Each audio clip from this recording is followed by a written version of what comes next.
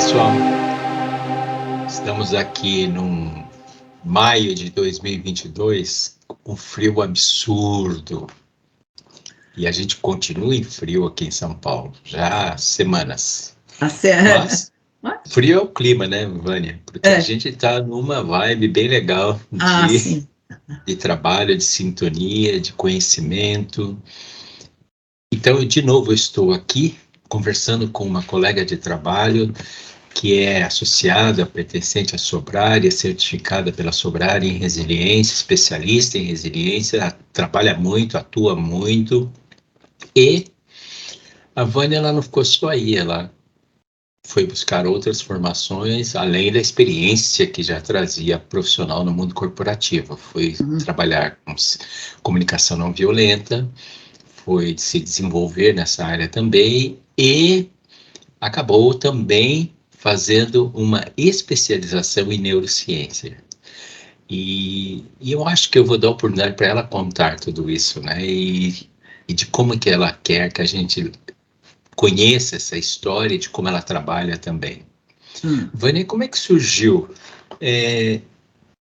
neurociência para você e você acabou fazendo uma pós, se especializando mesmo, ganhando o título de especialista, né? É muito orgulho, viu? Amor. Olha, foi, em primeiro lugar, a primeira vez foi quando a gente começou a estudar juntos, né? Que eu tava com você no grupo. E para mim era assim uma coisa assim, entender como é que o cérebro funcionava, como é que as coisas aconteciam. Eu dizia assim, gente, eu não consigo fazer isso. O tico e o teco não coordenam. Eu falei, será que eu sou capaz, né? E a gente tem muito aí um mito, né, de que quando você já passa de uma série, depois dos 50 que você não aprende mais, aí vamos começar, gente, isso é um mito, tá? Com certeza. A neurociência já diz, não tem problema nenhum você ser jovem ou você ter mais idade. A única diferença entre os jovens e nós que já temos mais de 50 é que eles têm uma rapidez maior em função da menor quantidade de informações que ele tem, que nós ao contrário. Então tem uma diferença orgânica, né? Aí você até pode depois clarear um pouco, mas uma questão neuronal mesmo, mas não porque a gente tenha menos neurônios, não, é porque existe só um desgaste, né, de tempo que acontece. Mas a gente só tem uma questão do tempo. Às vezes aprende mais rápido e algumas pessoas aprendem mais devagar. E está tudo bem, né? Então, foi na minha primeira aula, né? O que aconteceu? Quando a gente começou a estudar neurociência, no nosso grupo, aquilo para mim me deixou com várias perguntas. Como é que eu funciono? Como é que eu penso? O que acontece comigo? Como é que o meu cérebro cria novas sinapses, né? E como é que eu faço uma mudança de comportamento? Olha, eu faço uma ressignificação de crença olhando para o meu cérebro. E foi aí que, quando a gente começou a estudar, e olhou a geografia do cérebro, que a gente começou a estudar, né, as interferências, dos julgamentos, aquilo começou a me aguçar a curiosidade. Eu falei, como é que eu linko isso com a resiliência e com a CNV, trazendo um lado científico para o meu cliente? Sim, não é autoajuda. Isso não é autoajuda. Isso não é achismo. Isso é muito bom de ouvir. Tá? Isso é ciência, isso é raciocínio, lógica, tá? O sentimento, as pessoas terem a clareza que o sentimento ele é inerente ao que ela quer. Ele está dentro, ele é intrínseco.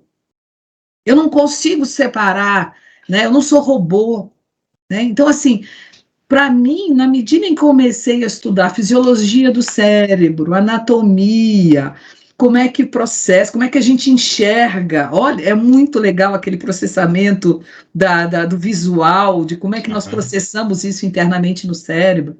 Como é que nós percebemos, o que é percepção, o que é sensação.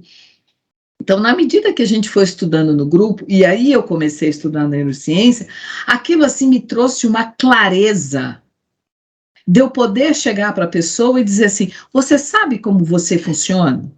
Você sabe como você pensa? Você sabe o que o seu cérebro faz quando acontece isso, isso, isso? E aí a neurociência me trouxe esse lugar.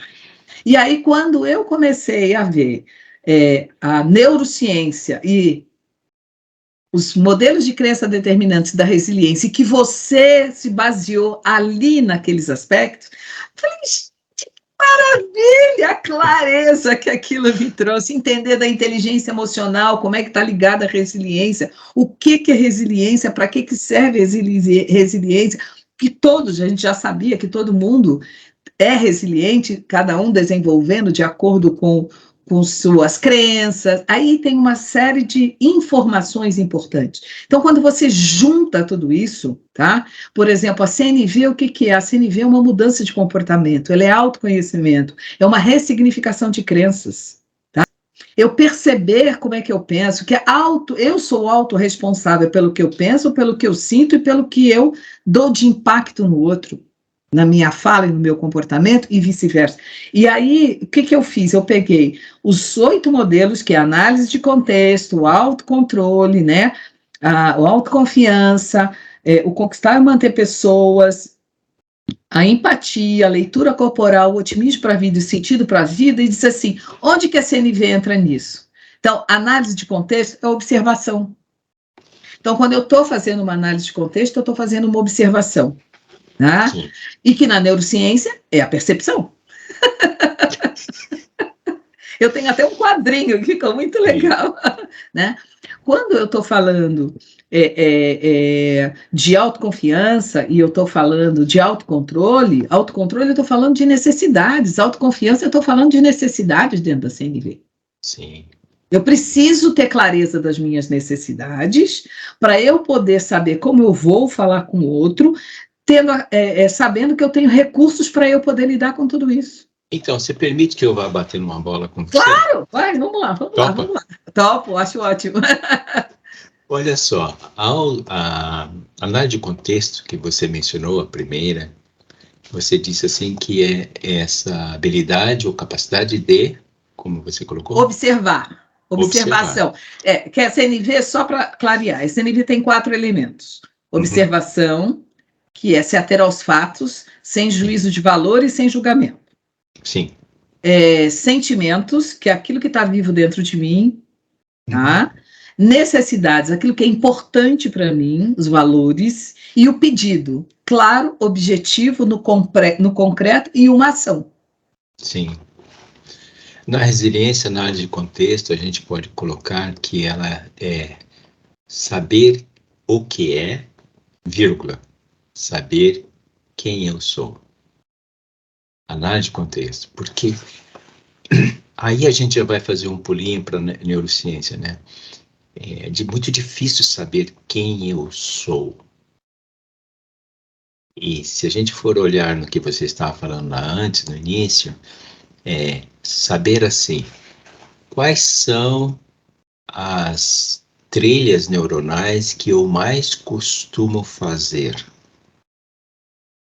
Então, análise de contexto, muitas vezes as pessoas ficam falando muito sobre o contexto externo, o ambiente externo, mas ela implica demais em quem eu sou. Às vezes eu vou ter contato com os meus clientes que eu faço mentoring também, e eles se baseiam demais, Vânia, no cargo, na função, na posição, e não sabe nada de si mesmo. Que eu falo, você só vai ter clareza do contexto quando você saber quem você é. Já não é? Exatamente. Por isso que quando perde a função, perde o cargo, aí agora perde o emprego, se desestrutura total. Sim. Estava ancorado numa coisa externa. E a autoconfiança que você já mencionou também, né? Eu colocaria que dentro da resiliência é a coragem e o confiar em si próprio. Sim. Nossa. Que dentro da CNV a gente fala da autenticidade. Autenticidade de ser. Isso. Eu sou verdadeiro, tá? Tendo clareza do que eu vejo, do que eu sinto, do que eu percebo, do que é importante para mim. Olha só. Sim. entre tanto na clínica psicológica, no consultório, como no mentoring, eu vejo que muita gente tem dificuldades de ser fiel a si próprio. Sim. E aí escondem, por exemplo, que tem um distúrbio, tem uma doença, tem algo ali acontecendo. Escondem. Sim. E aí é importante trabalhar essa coisa de ser autêntico, né? Ser fiel a si próprio. Uhum. Se apresentar.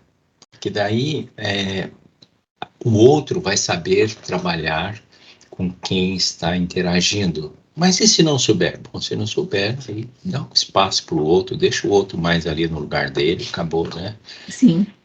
E no trabalho isso é fundamental, né? Sim. Quando um líder não consegue se apresentar com autenticidade ou não consegue ser fiel a si mesmo, Uhum.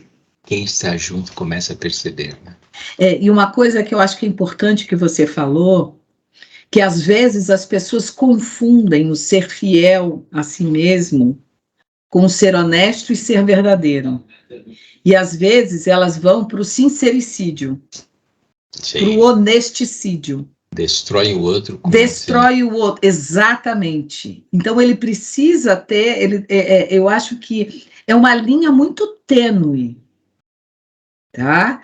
De eu ser autêntico, mas ao mesmo tempo a autenticidade ela requer o quê? Ela requer cuidado, ela requer importância comigo e importância com o outro.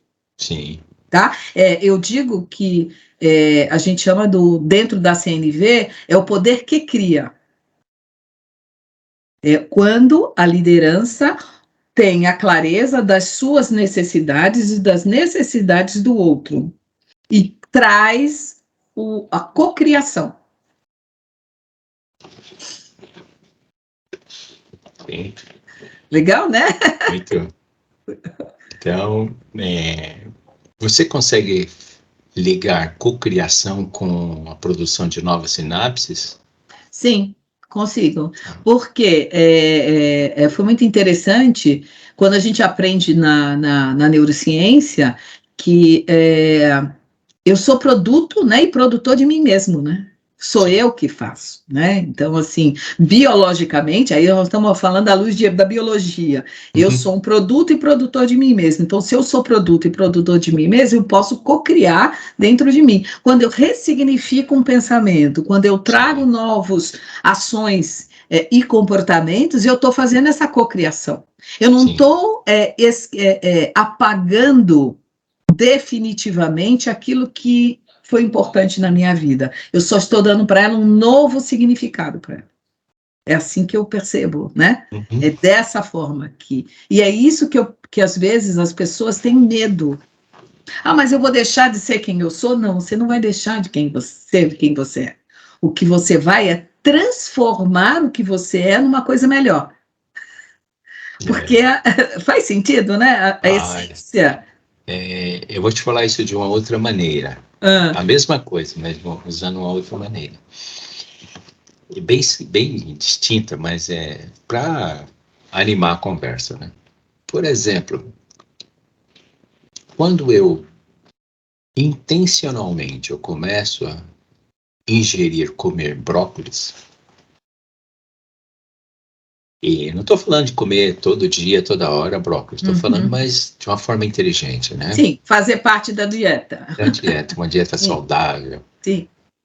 Olha, Vânia, brócolis tem, vamos colocar assim a palavra, substâncias que elas vão se conectar no DNA e elas vão ficar ali disponíveis e em determinados momentos, quando a gente estiver numa situação de vida, aquela substância ela encontra uma janela aberta no DNA e ela aciona o DNA e a partir daquele momento algo novo começa a brotar na gente.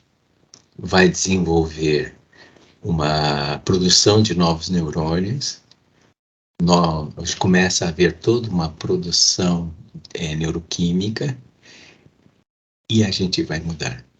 Então, o que você está falando é lindo, né? Mas é como a gente fala dos neurotransmissores, né? Uhum. Sim. Você estava me falando que você trazia para os seus clientes, eu que te interrompi, né? As três, a neurociência, a resiliência com a comunicação não violenta. Isso. E aí você está mencionando as áreas da resiliência. Isso. Fazendo algumas Conexões. Conexões. Como você faz conexões com otimismo para com a vida? O que você trabalha? Como é que você faz?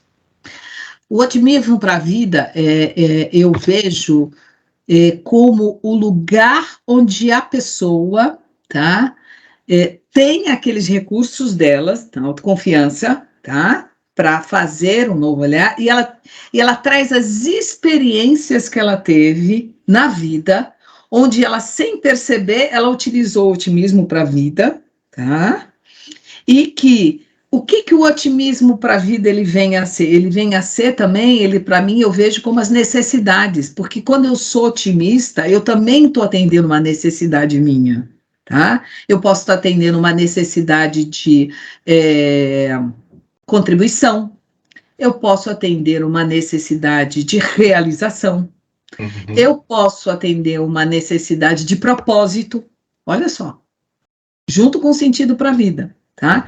Então, por exemplo, eu fiz uma relação com uma cliente onde ela não tinha percebido o quanto que ela tinha o otimismo para a vida diante de uma experiência que ela teve num lugar que ela não gostaria. Mas ela foi para aquele lugar.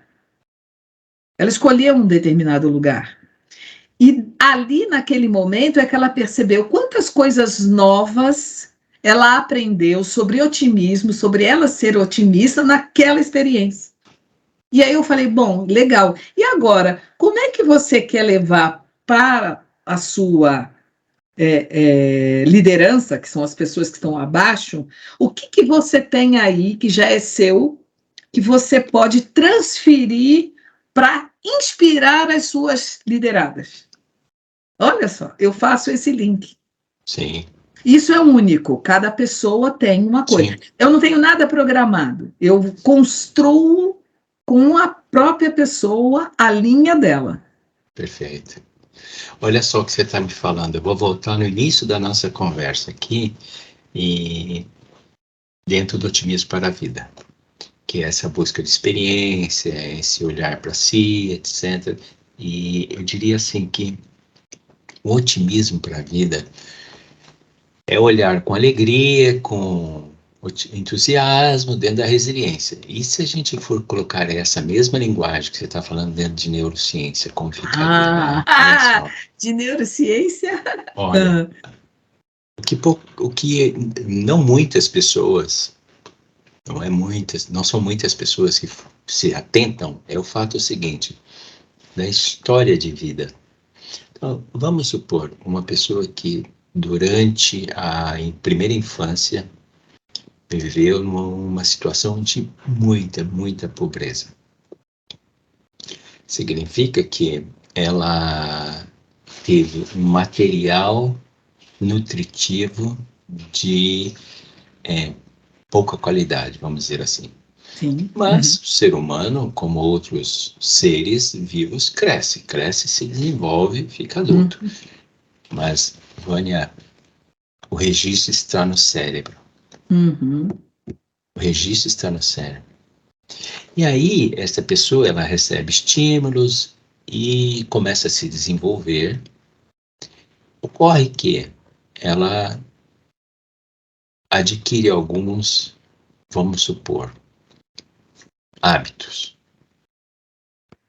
O hábito de dormir pouco, ou de ingerir álcool demais, em demasia.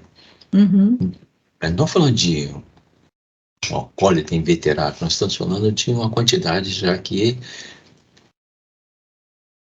danifica certas áreas do cérebro. Essa pessoa já tem uma infância que deixou um registro no cérebro, agora tem alguns hábitos que, de novo, estão deixando as suas marcas no cérebro, e marcas de destruição, dessensibilizando certas áreas. Bom, resultado, essa pessoa tem um funcionamento X, Sim. vamos colocar assim. Aí vai para dentro da empresa, está trabalhando normalmente, desenvolvendo suas funções lá, e otimismo para a vida, cai no erro de se comparar com alguém que está do lado. De se comparar, dizendo assim, por que ele ou ela foi promovido e eu não fui? Sim. Uhum. Não se dá conta de que muitas vezes a outra pessoa tem um desempenho, estão no mesmo tamanho ali, mas a outra pessoa tem um desempenho bem mais avançado, porque os hábitos de vida estão fazendo com que ela tenha um desempenho neuronal muito mais de qualidade. Sim, sim. E você está falando uma coisa muito importante, porque logo que eu mudei para São Paulo, né, eu tinha uma amiga e a gente bebia muito. Então eu começava a beber, beber, beber. Teve uma hora que eu falei para ela, falei assim, peraí, a gente tem que parar com isso aqui. Porque senão nem eu e nem você vamos chegar onde a gente quer, porque esse monte de álcool não vai deixar a gente trabalhar direito, não vai deixar a gente pensar direito. Olha só. E aí o que ela fez? Ela foi para uma pós-graduação e eu fui fazer outra faculdade. Você percebe? É exatamente. E a gente sabe que as pessoas que têm esse uso maior, né, ou que têm essas, como é que se diz, essas experiências e essas vivências mais duras, elas têm mais dificuldade de sobrepor, de superar muitas coisas. É isso que eu digo, que cada um tem o seu tempo. Para mim, isso é muito importante. E às vezes já aconteceu de eu ter cliente que disse assim: olha, Fanny, eu vou parar aqui porque eu preciso primeiro elaborar tudo isso. Pois é, aí está o otimismo de novo, otimismo para com a vida, que é olhar a vida a partir dos recursos que eu tenho, não o Que meu eu tenho. vizinho Não tem. meu vizinho, exatamente. É você que tem, tá? Então, como a gente falou, lembra eu tinha um otimismo para a vida, onde eu achava que tudo seriam flores, que tudo daria certo, só que eu não fazia nada. Aí, é assim, se eu perder o senso de realidade, porque eu vivia viajando, por quê? Porque as minhas experiências, tá, da minha primeira infância, tinham sido muito difíceis. E eu criei um caminho de ser muito otimista para poder lidar com as outras situações. Sim. Quando eu aprendi na resiliência que não era essa forma, que eu podia continuar, sim, sendo otimista, mas sem perder o senso da realidade, sem eu perder das minhas capacidades e recursos, e que eu tinha uma ação a ser feita, eu fiz essa mudança. E eu tive esse registro que você falou. Uhum. Por isso, eu achava que eu tinha resiliência nessa área e não tinha. Não tinha. Eu acho que é um bom exemplo, né? Se a gente trazer. Isso eu consigo ligar, Vânia, o otimismo para a vida que você está mencionando, de olhar para a experiência, olhar para si, e eu, dentro da resiliência, olhar com humor, olhar com alegria, com entusiasmo, e dentro da neurociência, se dar conta de quais são as áreas que eu já queimei e que existe uma produção de novos neurônios, mas elas vão produzindo para que eu tenha um funcionamento ótimo, melhor, e não que eu pare, por exemplo, que eu fique congelado, estacionário.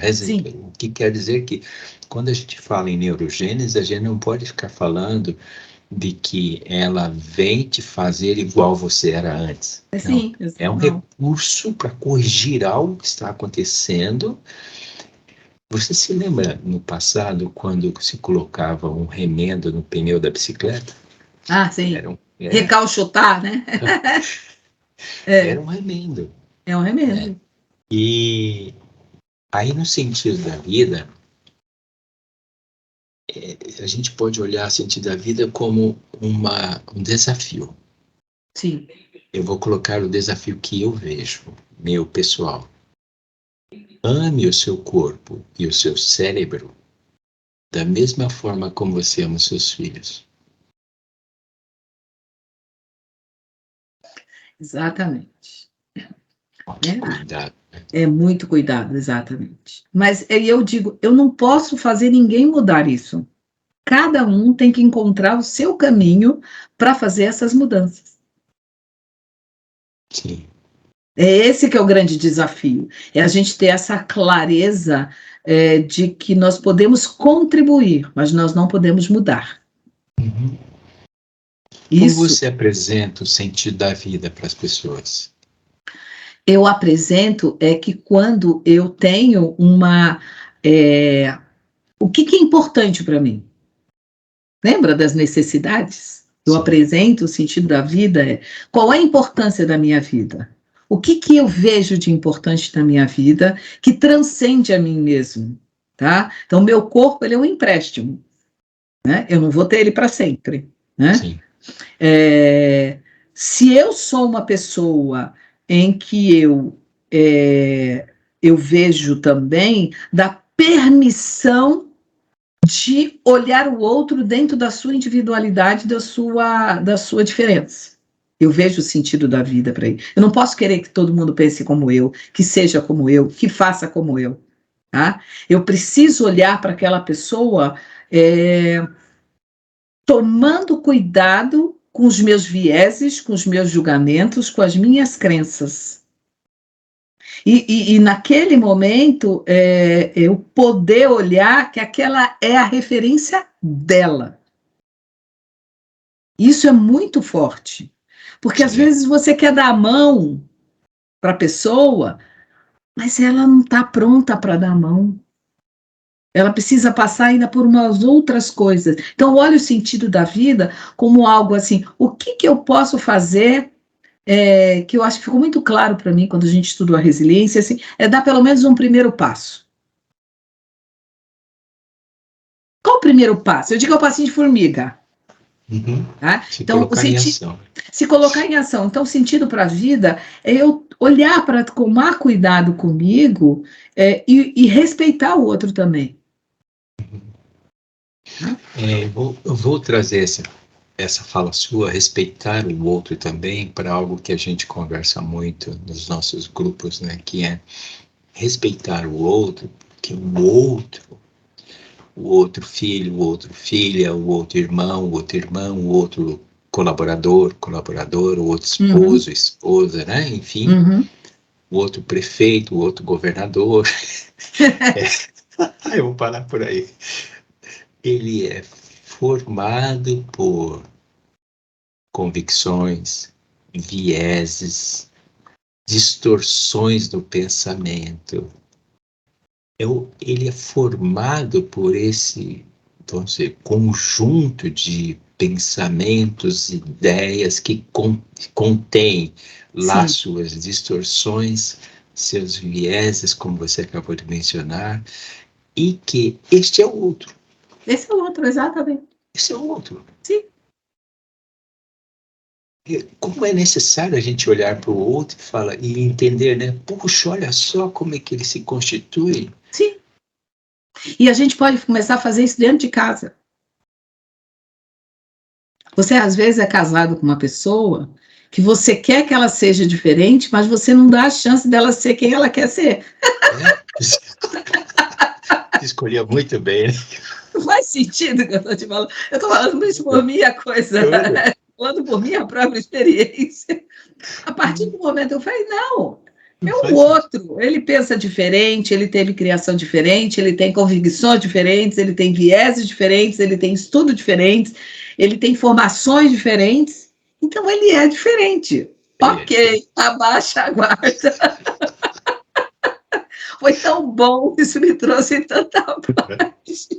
Parece uma coisa boba, né? Mas é algo extremamente complexo do nosso cérebro.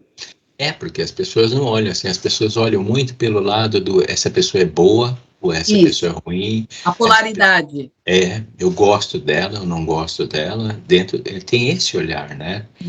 E é muito mais do que isso, né? É A muito pessoa mais. está lá com seus. Eu estou aqui com os meus viés, minhas convicções, minhas percepções, né? E meus distúrbios, eu estou aqui e sou eu. Essa é a riqueza, essa é a Essa, beleza do ser humano. pois é. Algumas vezes as pessoas chegam e falam assim: prazer em te conhecer. É, Prazer você também. é, Tem outras eu, que falam assim: tô indo embora. eu digo assim: o que, que você tem, que o outro também tem, e que você não percebe? Porque assim como ele tem os vieses, as distorções, né? O outro tem, eu também tenho. Então, se eu não ficar olhando, se eu não olhar para esse lugar, eu vou sempre entrar nesse lugar da polaridade. Esse é o grande problema, né, do nosso julgamento, que é onde a gente Isso. fala, mas eu posso dar um outro olhar. Aí eu falo da metacognição. Aí a gente está falando de neurociência. Então, põe uma lupa, sai do lugar, tá? E olha a situação, olha a fala, olha tudo como se você fosse somente um espectador. E analisa tudo, presta atenção, porque aí você evita o julgamento, a avaliação, a crítica, você vai fazer isso tudo, né? Nos primeiros 1,2 milésimos de segundo. Sim. Você vai e julga, mas você pode dar uma outra perspectiva para aquele lugar. E tá tudo bem. Não Sim. precisa se chicotear, que acho muito legal. Ô, Essa é a Vânia, você beleza. tem um outro ponto que você quer ressaltar? Você fala assim: eu gostaria de debater com você, ou expor para você.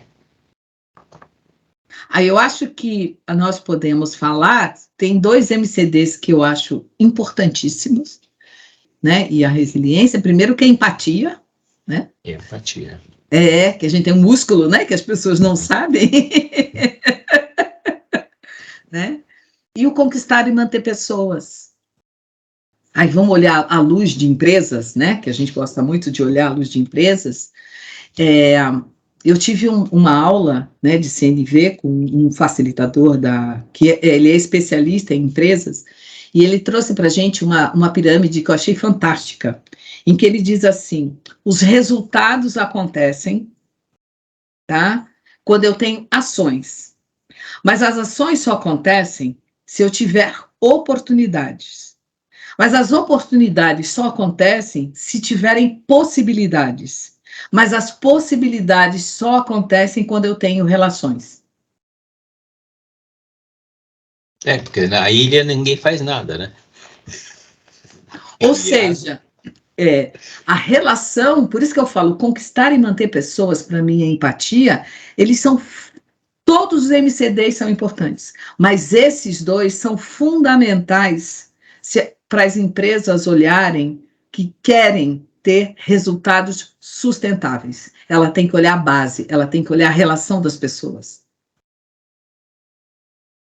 Tá bom. Ó, ó, Tá legal. é Posso legal? comentar um pouquinho de empatia? Pode, pode.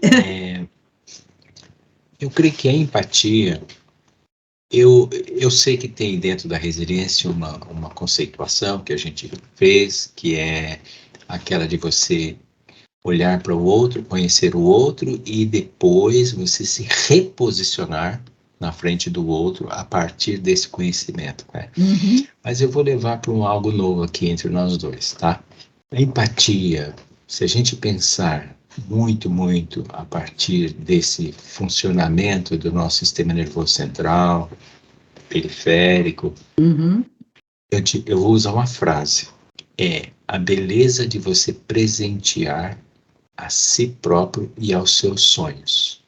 A empatia, quando ela é vista, pensada a partir da realidade de quem eu sou mesmo em termos de sistema nervoso, eu ganho a possibilidade de fazer algo que quase sempre o humano não faz, que é se presentear. Há pessoas que passam uma vida inteira sem se presentear, porque não conseguem olhar, pensar a partir do que o seu sistema nervoso está pedindo. Então, existe aí dentro dessa pessoa um antagonismo, né? Uma contradição. Ela diz assim, eu peço isso e eu dou isso. Aí vem os distúrbios, os transtornos e tudo mais que a gente conhece. Além de se presentear a si próprio, eu vou colocar essa segunda palavrinha, querendo dizer assim que é algo mais, que seria os sonhos. Porque é um mar de pessoas que abrem mão dos sonhos em um momento da vida. Que desistem, que não abraçam. E empatia, Vânia, diretamente ligada com isso. Quer dizer, se a gente for naquele senso comum que diz que empatia é você se dar para o outro. Que não é, nem na CNV a gente não olha desse lugar. Exato. Esse é o senso comum, né? Se você te perguntar, se colocar no lugar do outro, mas não é então, isso. Que tal se colocar no lugar do seu sistema nervoso? Opa! A empatia, ela começa comigo. Eu só vou ser empático com você a partir de mim. Olha só. Por isso que eu vejo a resiliência, a empatia na resiliência, ela faz essa conexão. Sim. Eu preciso primeiro ter autoempatia. O que eu estou sentindo? O que é importante para mim? Qual é o meu sonho? O que eu quero fazer? Que necessidades são as minhas? Aí eu me permito abrir um espaço para o outro. Mas primeiro eu tenho que olhar para mim. Primeiro eu tenho que resolver as minhas caixinhas. Sim. Voltamos a um ponto que a gente falou no outro encontro, que é quanto a gente se conhecer. Né? Você falou também de conquistar e manter pessoas, né? Isso. Qual é a visão que você tem, trabalha com a CNV dentro das relações interpessoais, né? Que é conquistar e manter pessoas? Então, a base da nossa vida, ela é gregária. Eu não vivo sozinha. Sim. Ninguém vive sozinho. Ninguém nasce sozinho. Ninguém nasce sozinho, e nós estamos nesse mundo, e nós estamos nesse lugar para aprender a lidar consigo mesmo e com o outro. Se eu me fecho, tá? Ou se eu não olho o outro, eu digo, eu não preciso do outro, eu estou negando a mim mesmo a oportunidade de evoluir e de crescer. Eu estou me negando a esse lugar, tá? E, às vezes, as pessoas acham que eu só posso procurar o outro quando eu preciso. Ok, mas será que eu só vou procurar o outro quando eu preciso? Ou será que primeiro eu preciso procurar mim, saber de mim, aí eu entendo como eu funciono e qual é o espaço que eu tenho para eu procurar o outro, mas sabendo que todo mundo, um precisa do outro. Por exemplo, dentro de uma empresa, só existe relações interpessoais. Todos somos gregários. Nós precisamos um do outro. O outro que eu não gosto, ou o outro que eu não concordo, o que ele pode me trazer, o que pode me trazer de importante para mim? Eu preciso me desatar dos vieses, das crenças, do orgulho, dos julgamentos. É dessa forma que eu vejo essas conexões. Eu vou fazer um pequeno comentário, dizendo assim que se a gente se treinar, vamos dizer, usar essa palavra, treinar, crescer, se desenvolver, em perceber o que é que uma outra pessoa, de colega de trabalho, por exemplo, tem e da qual eu consigo fazer uma pequena conexão. Eu vou dar um exemplo aqui que é bastante comum e as pessoas não se dão conta. A voz. poucas pessoas prestam atenção na voz do outro. Você chegou aqui e falou assim, eu tive uma amiga que ela tem uma voz calma e tranquila como a sua. Eu fiquei pensando assim, ela presta atenção na minha voz, olha só. Sim. Então, Vânia, quando tem alguém do meu trabalho que eu me conecto na voz, pronto, eu encontrei um ponto de apoio para a minha conexão. No outro, eu me conecto no olhar, tá? Eu falei, opa, encontrei um ponto de conexão aqui. Tem outra pessoa que conversa comigo bem próxima e uma distância que me deixa seguro e agradável e confortável. Olha, encontrei um ponto de apoio, de referência.